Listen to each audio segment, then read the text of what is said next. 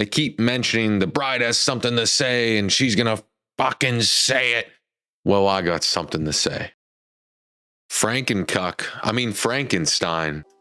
All right, guys, we're going to be going over my review of The Bride. This is Maggie Gyllenhaal's movie. She wrote it, produced it, directed it. We're going to crack right into it, okay? Let me start off by saying this. This is not a monster film. This is not a horror film. This film is a feministic ADHD shit show with the thinnest script that you couldn't even staple back together. The script is built and pieced together just like Frankenstein's monster. Instead, it doesn't work. You know, throughout trailers and interviews with Maggie Gyllenhaal and Jessie Buckley and just the trailers like I mentioned, they keep mentioning the bride has something to say and she's gonna fucking say it. Well, I got something to say. At no point in time did I have any entertainment value. Bored out of my mind, the movie is dog shit. I love monster movies. I'm okay with Bonnie and Clyde. I love the 1930s that this takes place in, but it never scratches any of those surfaces enough and stays paper thin, just switching ideas and plots while only maintaining one consistent theme. And the theme is, you guessed it, feminism. It's all about that, and the bride has something to say. And, you know, I'll give Maggie Gyllenhaal this. If you watch Bride of Frankenstein, the bride's barely in it. She even mentions that in her interviews. The bride doesn't speak, and she was like, what would be a really cool take on what the bride's thinking? Does she really want to be awoken and all that stuff? And I'm okay. That's really thought-provoking. I enjoy that as an angle to start a new, fresh take on the Bride of Frankenstein. But why did we need this anti-establishment, anti-men? There's even a section in this where there's the ink stain that you see Jessie Buckley's character have. Other women throughout the 1930s, which I don't know how this would have spread, but there wasn't any like photos of this specific scene where Jessie Buckley goes viral in the 1930s and takes over a Hollywood style like ballroom with actors and actresses and holds one of them hostage. It's in the trailer. I'm not spoiling anything here, guys. And she has a little interaction with the police, showing her rebellious nature before escaping with Frank. Then following that, people they create the ink stain, and they all have 6-shooters, and everybody's taking to the streets, jumping on cars, like full rebellious, like we're going to bind together, kind of like the Joker Folia do thing, right? So everybody wants to be her, and they only show this in like probably 30-second, maybe a minute and a half short, and we never revisit that. There's no other rebellion. It's just that the whole world kind of took on to it, or the whole United States, or at least that city. I don't even know what they were trying to show there. It was just showing that other women were rebelling, and then, okay, let's move on to the next scene. We're going to a detective plot, which another hilarious angle there. He relies on this female secretary to walk around and solve all of his cases while he just fucks off and acts like the cool guy and puts on a persona, but he completely sucks dick at his job. So another pro-female thing. Another angle you gotta love here, just little stuff I picked up on at least. Frankenstein never drives a vehicle. They're in a vehicle at least 3 different times. The bride's always driving. For how much Frank's obsessed and simps over her and watches old school Hollywood films, that's kind of all Frank's been doing since he's been lonely as fuck. I don't even know if he's been cranking his hammer, because he's talking about how he wants to have intercourse. I think that's the word he uses. And that's half the reason he wanted to wake her up was, I need intercourse. I need a partner. I'm lonely. So for as much as he watches those old school Hollywood films, you would think he'd have some form of chivalry and at least open the door for her and drive the car. But no, that would be too much, right, for the film's value. So to me, that's out of character for him. They make him to be some simp for having a bride and wanting to resurrect someone to just spend time with and have intercourse and feel human emotions. That's kind of how they paint the picture in the beginning. But you don't get that. He wakes up some schizo psycho that has dual personalities, one of them being an author of the actual Frankenstein, Mary Shelley. That's fourth wall breaking. That's confusing. She just speaks in poetic English accent bullshit. And then we get the actual Ida, which is the bride's name before she died. She speaks in the New York accent. She was surrounded by mobsters. She was in on that scene, and I'm sure they took advantage of her, and they kind of hinted that. And now she's awoken, she's awake, and now she's got something to say, brother. That's just like the vibe. So she's just up and just saying fuck men and fuck everybody else in between. I mean, Frank tries to propose to her. Spoiler alert. And she says no. I mean, it's very weird. There's a scene where a cop feels her up on a traffic stop. And he's all over, you know, and she ain't showered. She's fresh out the coffin in the cemetery, stanking. Boston Harbor smell rotten. Like someone opened a 200-year-old Tupperware full of fucking tuna. I can only imagine her aroma smells like grandma's attic had a hate crime against your nostrils. Straight ass, and he's all over it.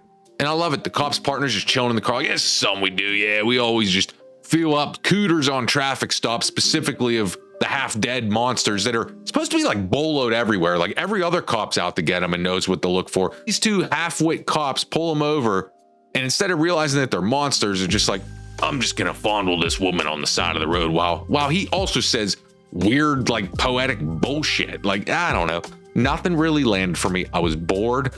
Scenes like that made me giggle because it didn't paint the proper emotion that you should feel. Like, oh wow, that's, you know, it's a shame like that women had to go through that. It just felt like a joke in this movie because it never took anything serious enough. It just didn't work for me. It didn't connect with, it was just unbelievable. What cop is going to fondle the monster that's boloed, smells like you microwaved a possum and then cried on it? And I'm okay with bringing the bride back and having Frankenstein. Christian Bale's Frankenstein's cool. Even Jessie Buckley's bride, great actress. The acting is not the problem here. It's the script, the storytelling, the pacing. Very bland, very dry, does not know what it wants to be, is all over the place like somebody with an ADHD. Just, oh, we're gonna try this, we're gonna try that, we're gonna try this, and just sprinkle just feministic shit everywhere. It's the what if we woke up the bride and she had something to say and we could finally hear it. All we hear is fucking incoherent bullshit about fuck men, anti-men, and I'm a feminist and we need to, you know, uphold the power for the women. And lastly, Frankenstein. Let's talk about Frankenstein's monster, which is now dubbed as Frankenstein in this because he just takes the name of his doctor. Because if you all know the story, Frankenstein is the name of the doctor, so it's Dr. Frankenstein who creates the monster known as Frankenstein's monster. But in this, they just call the monster Frankenstein, Frankie, shit like that. Probably to dumb it down for fans and make it easy. He's lonely. He's painted in the beginning as very lonely. He wants to resurrect the bride so that he can have a companion and have intercourse with her. Yes, he does say that specifically. He awakens her and he becomes a total simp for her. All he was doing prior was skulking in the shadows, avoiding contact with people, watching films in the theater multiple times a day and just hiding out. And he eventually visits this doctor and says, you need to resurrect someone who's been killed recently, and I want her as a companion. So she's awoken. She's got that old personality like we talked about that just ruins her character, in my opinion, because you're jumping between just two different things and it's a fourth wall breaking. Why the fuck is the author of the book Frankenstein a real person possessing a character of this film? It's just stupid. It breaks the fourth wall and it doesn't add any like depth to that character. It fucking ruins it, in my opinion. But it's enough of her. We'll talk about Frank here. He simps over the bride and he has a couple cool moments of rage where he like beats up these guys that are trying to rape the bride. I love that scene. It's in the beginning. It's actually well done and it's violent, but that's like about the only good violent scene that you get that gives you the monster movie vibe. He literally curb stomps somebody. All four. Everything that past that point is dog shit. Frank will have anxiety attacks, whether he's stressed out from the police chasing him or from the bride not showing him enough emotional attention. I don't fucking know. So the only way to cure his anxiety is to go see these movies that star Jake Gyllenhaal. So Jake Gyllenhaal has a cameo in this. He's like a famous 1930s Hollywood actor. And Frankenstein will go watch these films with him in it and obsess over it and quote it. And it makes him feel comfortable. That's his safe space. And even in the theater, when he eventually takes the bride to his safe space, there's, of course, got to be another man fondling up a girl, getting down her panties while she says no. It's like it's just like every scene they got to like sprinkle. Hey, there's a dude raping another girl. There's a cop raping a girl. It's just like left and right. You know what I mean? It's like whether you're a good guy, a freaking casual goer of the movie, or a scum villain who's on the side of the street. All three categories and classes of humans that are men will rape women. That's basically what it paints. I don't know, it was just very like, it just doesn't land well with me. I just thought it was stupid. And it's not that I'm mad. Like, I don't care. You can be feministic. You could think guys are all evil. That's fine. I don't really give a shit about that.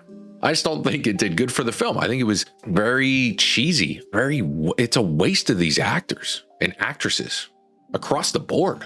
Everybody can act here. And that's the only reason I probably didn't walk out of the theater, is because I was like, oh, wow, it's entertaining because people are really putting on a show and really acting their asses off. And that's what held it together. Everything else looked like shit. Even the gunshots looked like shit. Like nothing really felt compelling anywhere else. No big set pieces, no great action scenes, no intense horror.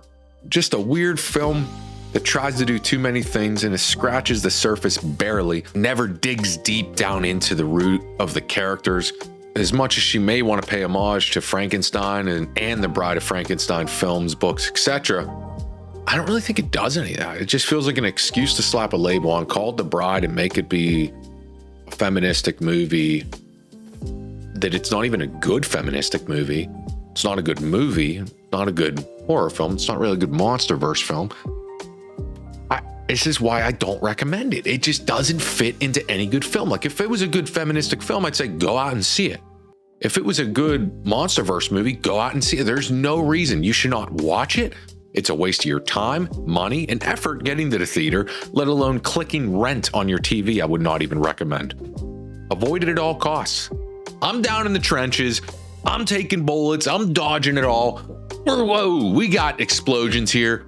That's how it is. I see these movies for you, whether they're good, bad, or ugly, right? And this is one of the ugly ones. This is a non-recommend. Glad I saw it so you don't have to. Stay tuned for more movie reviews, movie news, and any other bullshit in the cinema world. All right, guys, take care. Like, comment, subscribe for more shit.